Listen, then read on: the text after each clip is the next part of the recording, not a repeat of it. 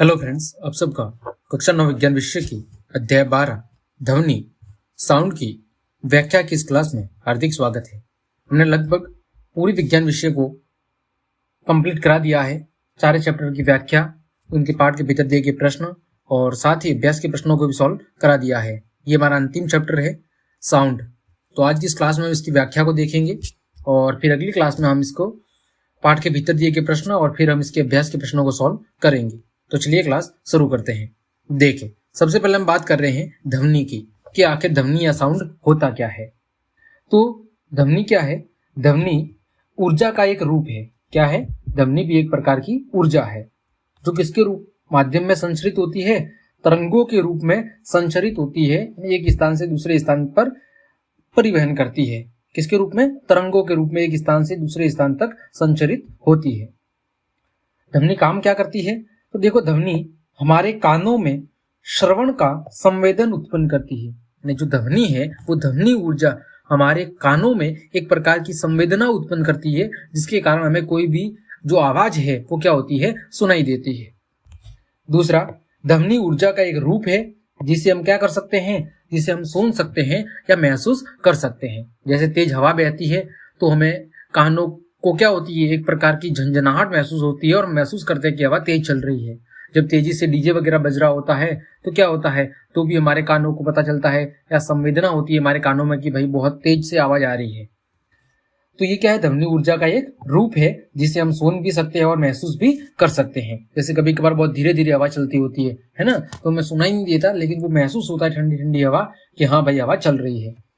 फिर ऊर्जा संरक्षण का जो नियम है वो ध्वनि पर लागू होता है। आप सब जानते होंगे कि ऊर्जा संरक्षण का नियम क्या होता है कि ऊर्जा को न तो उत्पन्न किया जा सकता है और न ही नष्ट किया जा सकता है, केवल एक रूप से दूसरे रूप में परिवर्तित किया जा सकता है। यही ऊर्जा संरक्षण का नियम कहलाता है। तो जो ध्वनि है उस पर ऊर्जा संरक्षण का नियम लागू होता है। फिर ध्वनि का जो संसरण है वो किसके रूप में होता है? तरंगों के रूप में होता है। अब ये तरंगे क्या होती है इसके बारे में अभी हम आगे समझेंगे। तो देखो, ये नीचे आपको चित्र दिया हुआ है, ये वेव फॉर्म है, तरंग रूप है और इसी रूप में ध्वनि एक स्थान से दूसरे स्थान तक क्या होती है? संचरित होती है। तो ये ध्वनि के बारे में कुछ सामान्य जानकारी थी। आगे बात कर रहे हैं कि आखिर ध्वनि का उत्पादन कैसे होता है। ये तो अभी हमने ध्वनि के बारे में जानकारी पढ़ी। अब हमें जानने की जरूरत है कि आखिर ध्वनि उत्पन्न कैसे होती है, इसका निर्माण कैसे होता है। तो देखिए, ध्वनि जब पैदा होती है तब वस्तु क्या करती है? कंपन करती है। यानी अगर कोई भी वस्तु ध्वनि उत्पन्न कर रही है मतलब उसमें क्या होगा? उसमें पहले कंपन होगा और उसके बाद ही क्या होगी? ध्वनि उत्पन्न होगी। तो हम कह सकते हैं कि कंपमान वस्तुओं से क्या उत्पन्न होती है? ध्वनि उत्पन्न होती है या पैदा होती है। जब वस्तु कंपन करती है तो उस कंपन के परिणाम स्वरूप ही किसका निर्माण होता है? ध्वनि का निर्माण होता है। किसी वस्तु को कंपित करके ध्वनि पैदा करने के लिए आवश्यक ऊर्जा किसी बाह्य स्रोत द्वारा उपलब्ध कराई जाती है। अब किसी भी चीज को अगर हमें कंपित करना है तो उसके लिए भी ऊर्जा चाहिए, तो वो ऊर्जा किसी बाह्य स्रोत से उपलब्ध कराई जाती है। जैसे देखो, ऊपर मंदिर की घंटी बज रही है ना, तो यहाँ पर घंटी अपने आप तो बजेगी नहीं, या तो कोई व्यक्ति अपने हाथों से क्या करेगा? इस घंटी को हिलाएगा तो क्या होगा? उसमें कंपन होगा, है ना। जो घंटी के बीच का जो ये बेल होता है ये इस घंटी से टकराएगा, जिसके कारण कंपन होगा और फिर क्या उत्पन्न होगी? ध्वनि उत्पन्न होगी। जैसा चित्र में और नीचे दिख रहे, देखो उदाहरण और लिखे हुए हैं। तबला या ड्रम की तनित झिल्ली पर हाथ से मारकर कंपन पैदा करते हैं जिससे ध्वनि पैदा होती है। आप सबने ड्रम बजाते हुए या ध्वनि या ढोलक बजाते हुए कलाकारों को देखा होगा। वो क्या करते हैं? अपने हाथों की सहायता से उन पर क्या करते हैं? चोट करते हैं, जिसके कारण से क्या होती है? उनमें कंपन पैदा होता है और उससे क्या होती है? ध्वनि पैदा होती है। जैसे देखो, बहुत सारे आपको उदाहरण दिख जाएंगे। जैसे कंपन करते हुए तंतु से, जैसे आपने देखा होगा ना सीता गिटार वगैरह, उसमें क्या होता है? उसमें भी अंगुलियों की सहायता से उन तंतुओं तारों को क्या किया जाता है? बजाया जाता है ना, उसके कारण कंपन होता है और फिर आवाज उत्पन्न होती है। फिर कंपन करती हुई वायु से, आपने देखा होगा सबने, बांसुरी में क्या होती है? तेज वायु फूकी जाती है और इसके कारण क्या होता है? उसमें कंपन होता है और कंपन के कारण आवाज उत्पन्न होती है। फिर कंपन करती तनित झिल्ली से, जैसे तबला और ड्रम में। फिर कंपन करती हुई प्लेटों से, जैसे साइकिल की घंटी में क्या होता है? विभिन्न प्रकार की जो प्लेटें होती है उस घंटी में वो टकराती है एक दूसरे के कारण, जिसके कारण आवाज उत्पन्न होती है। फिर वस्तुओं से घर्षण द्वारा, जैसे आप हथौड़े से किसी चीज को ठोक रहे हो तो क्या होगा, थोड़े उनके बीच में घर्षण लगेगा, इसके कारण आवाज होगी। जैसे सड़क पर चलते समय अचानक जब आप बहुत तेज चलते हैं तो टायरों की सड़क के साथ जो घर्षण होता है उससे आवाज आती है। फिर वस्तुओं को खुरच कर या रगड़ कर, जब हम वस्तुओं को रगड़ते हैं आपस में, है ना, जैसे दो थालियों को आपस में आप रगड़ लो, जैसे दो मंजीरे होते हैं ना जो कलाकार बजाते हैं, उनको आपस में रगड़ लो, तो क्या होता है, उससे आवाज उत्पन्न होती है। तो ये विभिन्न प्रकार के तरीके हैं जिन तरीकों की मदद से ध्वनि को क्या किया जाता है, उत्पन्न किया जाता है। लेकिन सबसे मेन शर्त क्या है कि ध्वनि उत्पन्न करने के लिए उन वस्तुओं में कंपन होना जरूरी है। अगर वस्तु कंपित होगी तभी उससे ध्वनि का उत्पादन होगा। ठीक है, आगे बढ़ते हैं। ये देखो एक और चित्र दिया हुआ है आपके सामने कि यहाँ पर देखो ये कोई आधार है जिससे एक धागा बंधा हुआ है और धागे से टेबल टेनिस की गेंद लगी हुई है। ये वाली गेंद लगी हुई है टेबल टेनिस की। और ये नीचे क्या है, ये कंपमान सवरित द्विभुज है। यहाँ पर दो पट्टी लगी हुई है। जब हम ऊपर से इस गेंद को गति कराएंगे तो गेंद क्या होगी, बार बार एक बार इधर गिरेगी और एक बार इससे टकराएगी। तो टकराने के कारण ये दोनों पट्टियां क्या होगी, एक दूसरे से चिपकेगी, है ना, जिसके कारण क्या होगी, आवाज उत्पन्न होगी। तो आपको बस इतना से याद रखना है कि अगर हमें किसी भी प्रकार की ध्वनि उत्पन्न करनी है तो वस्तु में कंपन होना जरूरी है। बिना कंपन के कभी भी ध्वनि उत्पन्न या पैदा नहीं होती है। आगे बात करते हैं कि ध्वनि का संचरण, यानी ध्वनि एक स्थान से दूसरे स्थान तक पहुंचती कैसे है ना। तो देखें, वह पदार्थ जिससे होकर ध्वनि संचरित होती है वो क्या कहलाता है, वो माध्यम कहलाता है। यानी ध्वनि एक स्थान से दूसरे स्थान पर किसी न किसी माध्यम से होकर गुजरती है, किसी न किसी माध्यम से होकर गुजरती है। अब ये माध्यम चाहे ठोस हो सकता है, द्रव हो सकता है या गैस हो सकता है, कोई भी माध्यम हो सकता है। अब देखो होता क्या है, जब एक वस्तु कंपन करती है तब इसके आसपास के वायु के कण भी बिल्कुल वस्तु की तरह क्या करने लगते हैं, कंपन करने लगते हैं और अपनी संतुलित अवस्था से क्या हो जाते हैं, विस्थापित हो जाते हैं। ठीक है, अभी मैं आपको समझाऊंगा इसको चित्र के जरिए भी, पहले सुन लो ये जो व्याख्या लिखी हुई है। तो जब वस्तु कंपन करेगी तो उस कंपन के कारण उसके आसपास के वायु में भी जो कण मौजूद है वो कण भी क्या होंगे, धीरे धीरे कंपन करने लगेंगे और इस तरह कंपन करते करते ये कण आगे वाले स्थान तक पहुंच जाएंगे। तो एक स्थान से दूसरे स्थान पर क्या होगी, ये कंपन होता रहेगा। तो ये कंपमान वायु के कण, जो ये वायु के कण कंपित हो रहे हैं, ये अपने आसपास के वायु कणों पर क्या कहलाते हैं, बल लगाते हैं और वे कण भी अपनी विराम अवस्था से कौन सी अवस्था में आने लगते हैं, कंपित अवस्था में आ जाते हैं। और यह प्रक्रिया माध्यम में तब तक चलती रहती है जब तक कि ध्वनि हमारे कानों में नहीं पहुंच जाती है। और ध्वनि द्वारा उत्पन्न जो विक्षोभ है वो माध्यम से होकर क्या करते हैं, गति करते हैं। कभी भी उस माध्यम के कण गति नहीं करते हैं। ठीक है, ध्वनि द्वारा जो उत्पन्न विक्षोभ है वो विक्षोभ माध्यम से होकर गति करता है, ना कि उस माध्यम के कण गति करते हैं। आया समझ में। देखो ये चित्र ऊपर दिया हुआ है, ये है ना, ये स्पीकर बज रहा है। क्या बज रहा है, स्पीकर। तो क्या होगा, स्पीकर जब बज रहा होगा तो उसमें जो पर्दा होता है उसमें क्या होगा, कंपन होगा, है ना। और कंपन के कारण क्या होगा कि तेज आवाज उत्पन्न होगी। अब इस तेज आवाज के कारण क्या होगा कि इस वायुमंडल में जो भी कण है ना, आपने डीजे वगैरह बजते हुए सुना होगा, तो क्या होता है, जैसे में ऐसा महसूस होता है कि आसपास की हमारी जो धरती है वो भी क्या हो रही है, कंपित हो रही है। तो ये कण क्या होंगे, ये वायु के कण क्या होने लग जाएंगे, कंपन करना शुरू कर देंगे। ये कंपन करेंगे तो इसके आसपास ये जितने भी मौजूद कण हैं वो धीरे धीरे क्या करेंगे, कंपित होते रहेंगे।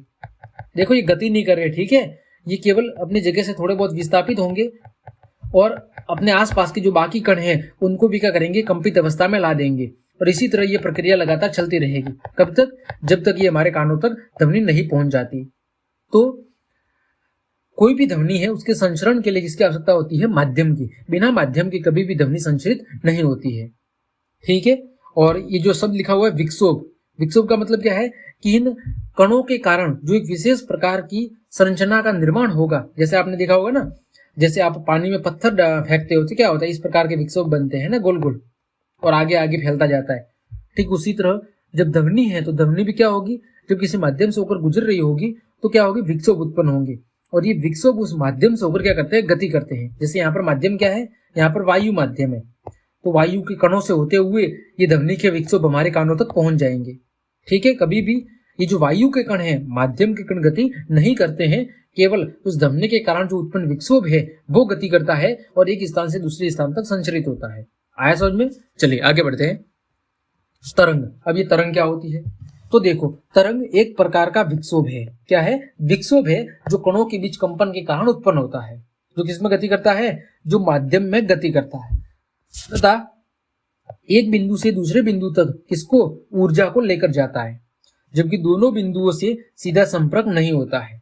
ठीक है, जब दोनों बिंदुओं से सीधा संपर्क नहीं होता है तो ऐसी स्थिति में जो तरंग है वो एक प्रकार का विक्षोभ भी है, जो माध्यम क्या करता है? माध्यम में गति करता है और उस ध्वनि को एक बिंदु से दूसरे बिंदु तक ऊर्जा के रूप में लेके जाता है। ठीक है, जैसे यहाँ पर देखो ये स्पीकर बज रहा है, तो स्पीकर के बजने से क्या होगा? ध्वनि उत्पन्न होगी, जिसके कारण क्या उत्पन्न होगा? विक्षोभ। और ये विक्षोभ इस वायु के माध्यम से होकर कहाँ तक पहुंचेगा? हमारे कानों तक पहुंचेगा। जो ध्वनि तरंग है वो, या जो ध्वनि है वो यांत्रिक तरंगों के द्वारा क्या होती है? संचरित होती है। कौन सी तरंगों के द्वारा? यांत्रिक तरंगों के द्वारा, मैकेनिकल वेव्स के द्वारा क्या होती है? एक स्थान से दूसरे स्थान तक संचरित होती है। अब कैसे होती है वो देखो। तो इसमें पहला टर्म है वो है, एक शब्द दिया हुआ है संपीड़न। संपीड़न क्या होता है? देखें तो ध्वनि तरंगे हैं, वो कौन सी तरंगे हैं? अनुदैर्ध्य तरंगे हैं। कौन सी है? अनुदैर्ध्य तरंगे हैं। जब एक वस्तु क्या करती है? कंपन करती है, तो वो अपने आसपास की वायु को भी क्या कर देती है? संपीड़ित कर देती है। क्या कर देती है? आसपास की वायु को भी संपीड़ित, यानी उसमें भी कंपन उत्पन्न कर देती है। इस प्रकार एक उच्च घनत्व या उच्च दाब का क्षेत्र बनता है, जिसे क्या कहते हैं? जिसे संपीड़न कहते हैं। यहाँ पर देखो आपको कण है ना, बिल्कुल पास पास दिख रहे हैं, तो ये पास पास जो कणों का क्षेत्र है, जिसके कारण क्या होगा? उच्च घनत्व या उच्च दाब का एक क्षेत्र बनेगा, जिसमें वायु के कण बिल्कुल नजदीक नजदीक होंगे। इस क्षेत्र को क्या कहते हैं? इसको कहते हैं संपीड़न। यानी कि संपीड़न वो क्षेत्र है जहां माध्यम के कण पास पास आकर क्या बनाते हैं? उच्च दाब की स्थिति बनाते हैं। यह संपीड़न कंपमान वस्तु से क्या होता है? कंपमान वस्तु से दूर होता जाता है। देखो ये जो वस्तु कंपित कर रही थी, इससे धीरे धीरे क्या हो रहा है? इससे धीरे धीरे दूर हो रहा है। इसी का एक अगला शब्द है वो है विरलन। ये दोनों ध्वनि से संबंधित है कि ध्वनि किस तरह संचरित होती है। तो जो ध्वनि है वो संपीड़न और विरलन बनाते हुए एक माध्यम से, एक स्थान से दूसरे स्थान तक संचरित होती है। तो संपीड़न हमने देख लिया कि जब माध्यम के कण बिल्कुल पास पास आकर क्या करते हैं? उच्च दाब का क्षेत्र बनाते हैं, तो उसे क्या कहते हैं? संपीड़न कहते हैं। जबकि विरलन की बात करें तो जब कंपमान वस्तु पीछे की ओर कंपन करती है, तब एक निम्न दाब का क्या बनता है? क्षेत्र, जिसे क्या कहते हैं? जिसे विरलन कहते हैं। यहाँ पर देखो ये वाला क्षेत्र, दूसरा हिस्सा जिसमें कण बिल्कुल दूरी दूरी पर है ना, कणों के बीच दूरी बहुत ज्यादा है, तो यहाँ पर कौन सा दाब का क्षेत्र बनेगा? यहाँ पर निम्न दाब का क्षेत्र बनेगा। इसे हम क्या कहते हैं? इसे हम कहते हैं विरलन। तो ध्वनि का संचरण संपीड़न और विरलन के माध्यम से, है ना, इन दो तरीकों के माध्यम से एक स्थान से दूसरे स्थान तक होता है। जैसे यहाँ पर देखो ये चित्र दिख रहा है आपको। पहले में देखो कौन सी स्थिति है? संपीड़न की, ये वाली स्थिति है ना। यहाँ पर क्या है? माध्यम के जो कण है वो बिल्कुल नजदीक नजदीक है, यानी जो विक्षोभ है वो विक्षोभ बिल्कुल पास पास में है, तो कणों के बीच कंपन क्या होगा? बहुत ज्यादा होगा। तो यहाँ पर कौन सा क्षेत्र बनेगा? यहाँ पर उच्च घनत्व या उच्च दाब का क्षेत्र बनेगा, जो कौन सी स्थिति होगी? संपीड़न की। फिर देखो दूसरी स्थिति में जो विक्षोभ है उनके बीच की दूरी बहुत ज्यादा है, तो यहाँ पर जो माध्यम के कण है वो दूर दूर होंगे और उनके बीच कंपन धीमे होगा, अतः कौन सा क्षेत्र होगा? निम्न दाब का। तो इस तरह जो ध्वनि है वो संपीड़न विरलन संपीड़न विरलन ऐसे क्रमानुसार आगे बढ़ती रहती है और एक स्थान से दूसरे स्थान तक संचरित होती है। ठीक है, आगे बढ़ते हैं। ध्वनि तरंग का बनना, कि आखिर ध्वनि तरंग कैसे बनती है। तो देखो अभी हमने देखा कि जब ध्वनि एक स्थान से दूसरे स्थान तक संचरित होती है तो वो क्या बनाती है? संपीड़न और विरलन बनाती है। तो जब वस्तु आगे और पीछे तेजी से गति करती है या कंपन करती है, तो वायु में संपीड़न और विरलन की क्या बन जाती है? एक श्रेणी या श्रृंखला बन जाती है। ये संपीड़न और विरलन मिलकर क्या बनाते हैं? ध्वनि तरंग बनाते हैं, जो माध्यम से होकर क्या होती है? संचरित होती है। संपीड़न का मतलब किससे है? उच्च दाब के क्षेत्र से, और विरलन का मतलब किससे है? निम्न दाब के क्षेत्र से। तो जो दाब है वो दाब किसी माध्यम में दिए हुए आयतन में कणों की संख्या से संबंधित है। किसी माध्यम में कणों का अधिक घनत्व अधिक दाब को दर्शाता है और कम घनत्व कम दाब को दर्शाता है। जैसे संपीड़न है तो वो उच्च वायु दाब की स्थिति या उच्च दाब की स्थिति को बताता है, जबकि जो विरलन है वो कम घनत्व या कम दाब की स्थिति को बनाता है।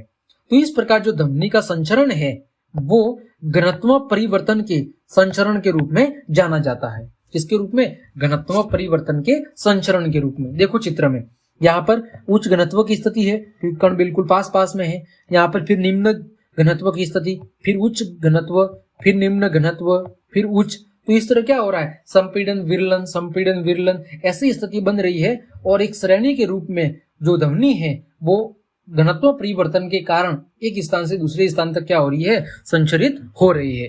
ठीक है, आगे बढ़ते हैं। ध्वनि संचरण के लिए क्या माध्यम की आवश्यकता होती है या नहीं होती है, इस बात को हम समझेंगे। तो ध्वनि तरंगे कौन सी तरंगे हैं? यांत्रिक तरंगे हैं। अतः इनके संचरण के लिए किसी न किसी माध्यम की, चाहे हवा, पानी, स्टील आदि की क्या होती है? आवश्यकता होती है। चाहे वो ठोस हो, द्रव हो या गैस, किसी न किसी माध्यम की आवश्यकता जरूर होती है। बिना माध्यम के कभी भी ध्वनि एक स्थान से दूसरे स्थान तक संचरित नहीं हो सकती। चंद्रमा या बाह्य अंतरिक्ष में ध्वनि सुनाई नहीं देती। क्यों? क्योंकि वहां पर उसके संचरण के लिए माध्यम उपलब्ध नहीं होता है। क्योंकि ध्वनि तरंग के संचरण के लिए इसकी आवश्यकता होती है? माध्यम की आवश्यकता होती है। लेकिन चंद्रमा या बाह्य अंतरिक्ष में वायुमंडल नहीं होता, जिसके कारण वहां पर कौन सी स्थिति होती है? निर्वात। और निर्वात में कभी भी ध्वनि का संचरण नहीं होता है। अतः हम कह सकते हैं कि ध्वनि संचरण के लिए इसकी आवश्यकता होती है? माध्यम की आवश्यकता होती है। और निर्वात में कभी भी ध्वनि का संचरण नहीं हो सकता है। ठीक, चलिए इसको एक उदाहरण के जरिए भी समझते हैं। देखो, एक विद्युत घंटी को वायुरुद्ध बेल जार में लटकाकर बेल जार को निर्वात पंप से जोड़ते हैं। जब बेला जार वायु से भरा होता है तब ध्वनि सुनाई देती है। लेकिन जब निर्वात पंप को चलाकर वायु को बेलजार से निकालकर घंटी बजाते हैं तब ध्वनि सुनाई नहीं देती है। देखो ये चित्र दिया हुआ है, यहाँ पर देखो, ये आपको विद्युत घंटी लगी हुई है, ये पूरा बेल जार है, फिर ये कॉर्क लगा हुआ है, यहाँ पर स्विच है और यहाँ पर विद्युत धारा है। तो जब, और यहाँ पर नीचे क्या लगा हुआ है? निर्वात पंप। तो जब पहली स्थिति में जब वायु भरी होती है और उस स्थिति में जब हम विद्युत घंटी बजाते हैं तो ऐसी स्थिति में हमें इसकी ध्वनि सुनाई देती है। लेकिन जब हम निर्वात पंप से सारी वायु को बाहर निकाल के इसके माध्यम निर्वात बना लेते हैं और फिर हमें इसमें विद्युत घंटी को बजाते हैं तो हमें किसी भी प्रकार की ध्वनि सुनाई नहीं देती है। इसका मतलब ध्वनि संचरण के लिए हमें किसी न किसी माध्यम की आवश्यकता जरूर होती है। आगे बात कर रहे हैं, ध्वनि तरंगे क्या अनुदैर्ध्य तरंगे हैं या अनुप्रस्थ है, इसको हम समझते हैं। तो देखें, वह तरंग जिसमें माध्यम के कण आगे पीछे उसी दिशा में कंपन करते हैं जिस दिशा में तरंग क्या करती है? गति करती है, तो वो तरंग कौन सी कहलाती है? वो अनुदैर्ध्य तरंग कहलाती है। ऐसी तरंग जिसमें जो माध्यम के कण हैं वो आगे या पीछे उसी दिशा में कंपन करते हैं जिस दिशा में तरंग बढ़ रही होती है, तो ऐसी तरंगों को क्या कहते हैं? अनुदैर्ध्य तरंग। जैसे जब एक सलंकी को धक्का देते हैं अथवा खींचते हैं तब क्या बनते हैं? संपीड़न और विरलन बनते हैं। जब तरंग सलंकी में गति करती है तब इसकी प्रत्येक कुंडली तरंग की दिशा में या तो आगे या पीछे एक छोटी दूरी क्या करती है? तय करती है। अतः कौन सी तरंग है? ये अनुदैर्ध्य तरंग है। और कणों के कंपन की जो दिशा है वो तरंग की दिशा की क्या होती है? समानांतर होती है। सिंपल सी बात है। देखो, ये जो ये स्प्रिंग है, जब इसमें कंपन उत्पन्न होगा तो क्या होगा? ये एक तो फैलेगी, कुछ भाग में फैलेगी, कुछ भाग में सिकुड़ेगी, यानी संपीड़न और विरलन की स्थिति बनेगी। तो ऐसी स्थिति में जो कंपन होगा वो तरंग की जिस दिशा में तरंग गति कर रही है उसी दिशा में कंपन होता है। तो यहाँ पर कौन सी तरंग के रूप में है? ध्वनि यहाँ पर अनुदैर्ध्य तरंग के रूप में गति कर रही है। अब हम बात करें, इस सलंकी के एक सिरे को हम किसी आधार या दीवार से क्या कर ले? स्थिर कर ले, और दूसरे सिरे को हम ऊपर नीचे अगर तेजी से हिलाए तो ऐसी स्थिति में ये कौन सी तरंग बनेगी? ये अनुप्रस्थ तरंग बनेगी। ठीक है, कौन सी तरंग बनेगी? अनुप्रस्थ तरंग बनेगी। तो यानी ध्वनि तरंग अनुप्रस्थ और अनुदैर्ध्य दोनों तरह का व्यवहार प्रदर्शित करती है।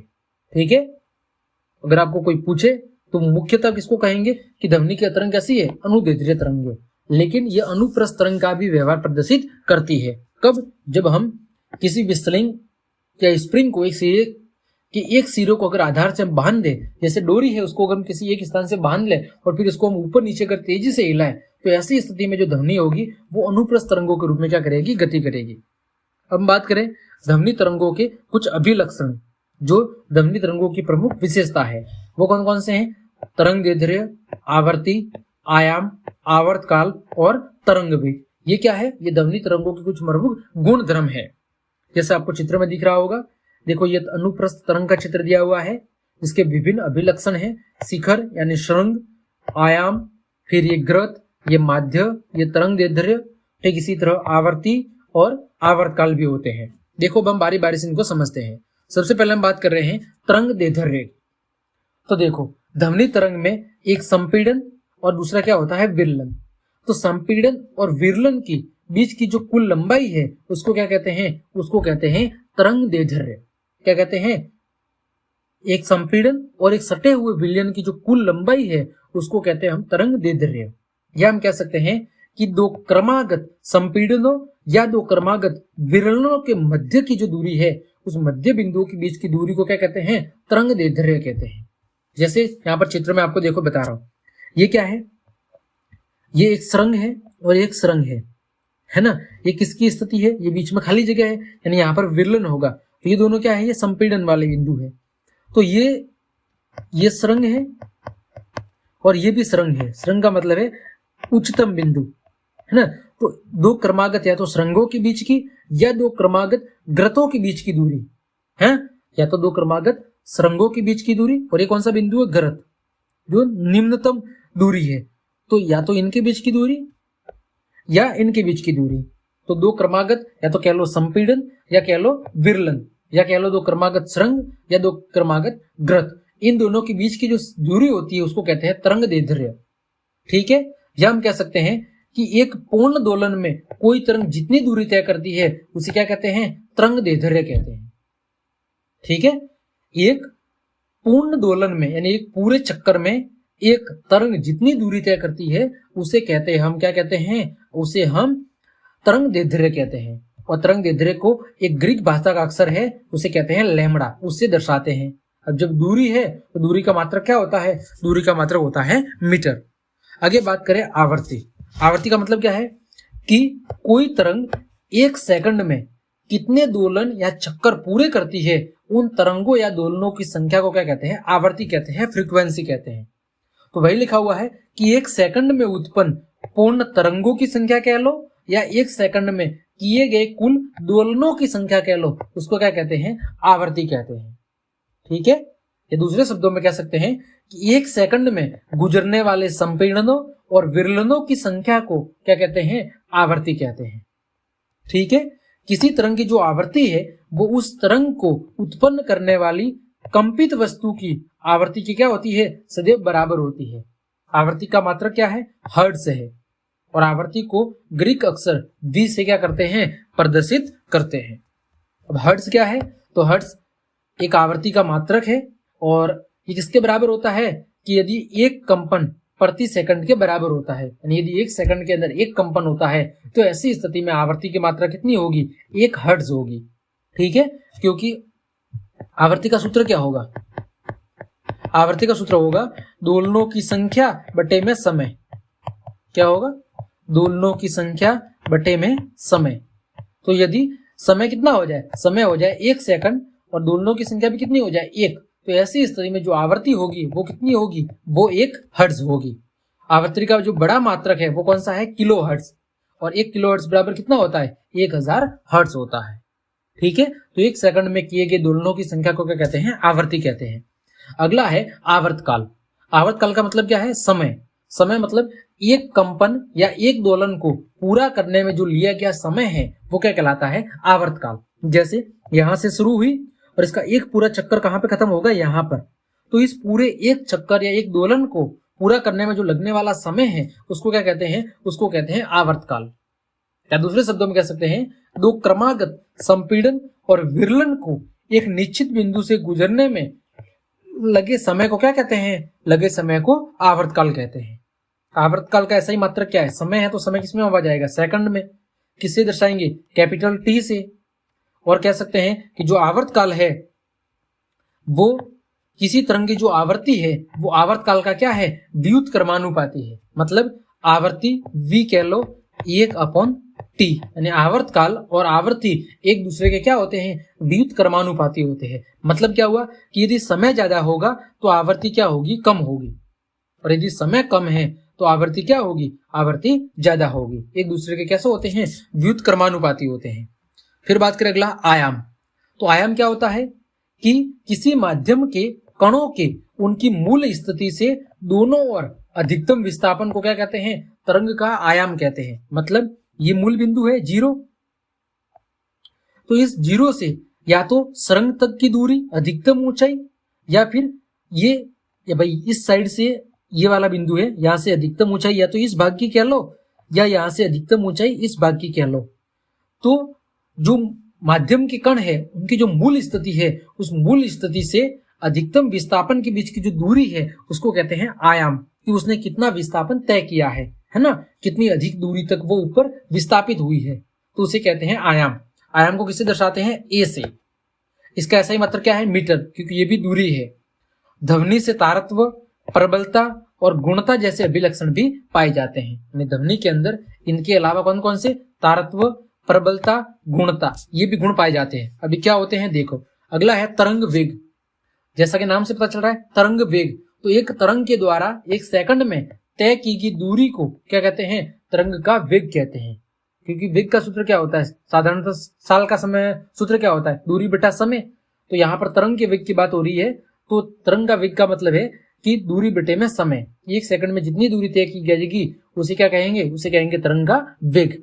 इसका देखो वेग का सूत्र क्या होगा? यहाँ पर होगा दूरी बटे में समय, या विस्थापन बटे में समय कह लो। तो इसका ऐसे मात्रक क्या होगा? मीटर प्रति सेकंड, क्योंकि दूरी या विस्थापन को मीटर में मापते हैं, समय को सेकंड में मापते हैं। सूत्र क्या होगा? वही चली की दूरी बटे में लिया गया समय। तो चली की दूरी को हम किससे मापते हैं? लैम्बडा से। और समय को किससे मापते हैं? टी से। तो वेग को हम किससे कह सकते हैं? लैम्बडा अपॉन टी भी कह सकते हैं।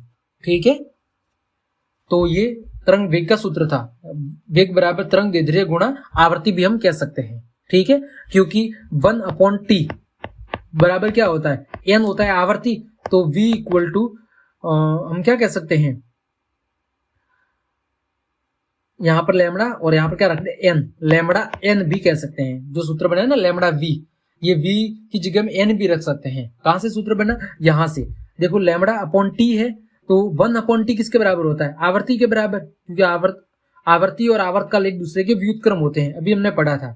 तो यहां पर जो सूत्र है v equal to lambda upon T, और 1 अपॉन टी किसके बराबर होता है? आवर्ती के बराबर, है ना। यहाँ पर v भी लिख सकते हैं, स्मॉल v। तो v बराबर क्या हो जाएगा? लैम्बडा v या लैम्बडा n। ठीक है, ये भी सूत्र हो सकता है। अगला है तारत्व। तारत्व का मतलब क्या होता है?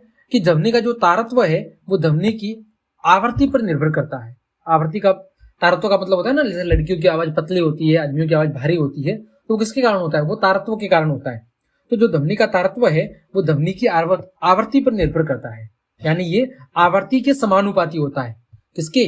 तारत्व है वो आवृत्ति के समानुपाती होता है, यानी आवृत्ति ज्यादा होगी तो तारत्व ज्यादा होगा, और आवृत्ति कम होगी तो तारत्व कम होगा। यानी ज्यादा आवृत्ति तो ऊंचा तारत्व, और यदि कम आवृत्ति है तो निम्न तारत्व। जैसे उदाहरण की बात करते हैं, वही मैंने बात कही कि औरतों की आवाज कैसी होती है? तीक्ष्ण होती है, उसका तारत्व क्या होता है? ज्यादा होता है। जबकि जो पुरुषों की आवाज है उसका तारत्व क्या होता है? कम होने से उसकी आवाज कैसी होती है? सपाट या भारी होती है।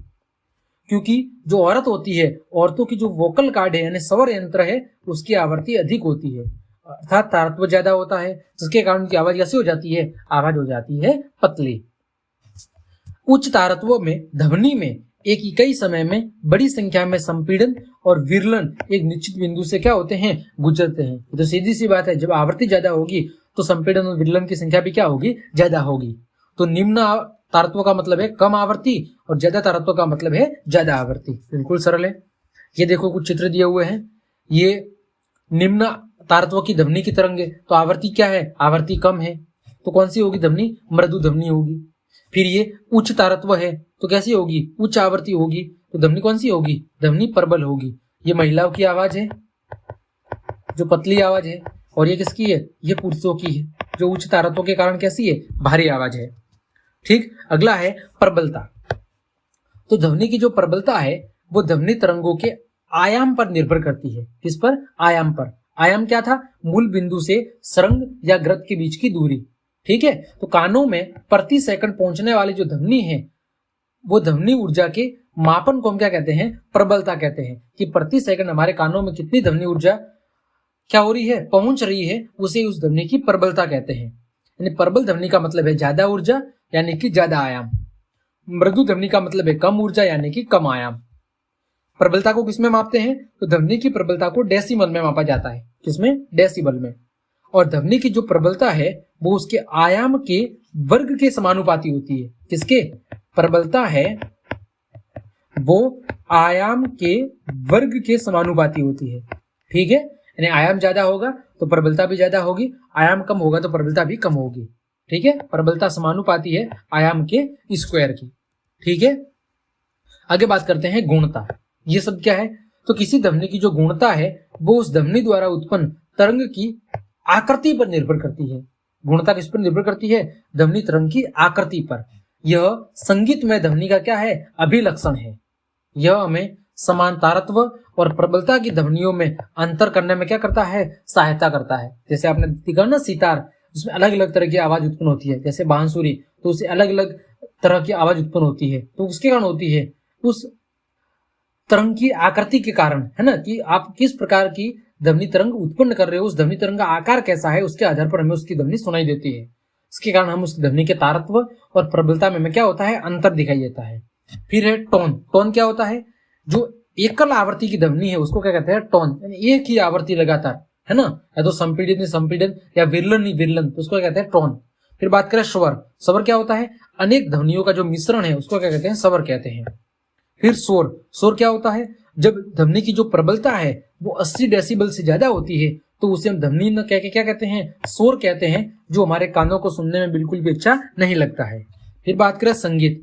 तो संगीत क्या होता है? 80 डेसिबल से कम, जो सुनने में क्या होता है? सुखद होता है और उसकी गुणवत्ता या गुणता कैसी होती है? अच्छी होती है।